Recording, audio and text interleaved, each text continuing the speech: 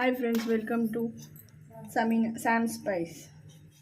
ఈరోజు మేము 2 kgs bagara rice చేయబోతున్నామండి. Easy మెథడ్లో ఇలా చేసుకుంటే చాలా. దీంట్లో కొంచెం నెయ్యి, కొంచెం ఆయిల్ వేసుకొని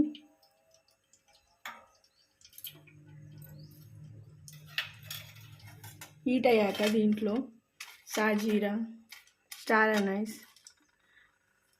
పువ్వు, కార్డమన్, మరాఠీ మొగ్గ, దాల్చిన చెక్క, బండ పువ్వు ఇవన్నీ వేసుకోవాలండి.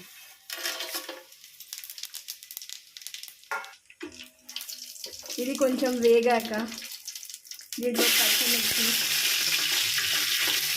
ఆనియన్ వేసి ఫ్రై చేసుకోవాలి. ఇలా ఆనియన్స్ అన్నీ బ్రౌన్ అయ్యాక దీంట్లో కొత్తిమీర, పుదీనా వేసుకొని ఫ్రై చేసుకోవాలి.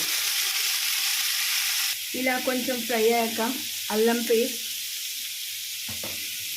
సరిపడినంత ఉప్పు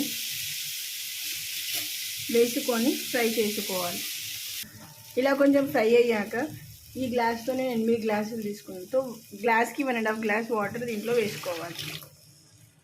ఇప్పుడు ఇలా వాటర్లో బాయిల్ వచ్చాక బియ్యం వేసుకోవాలి. మధ్య మధ్యలో కలుపుకుంటూ ఉండాలండి.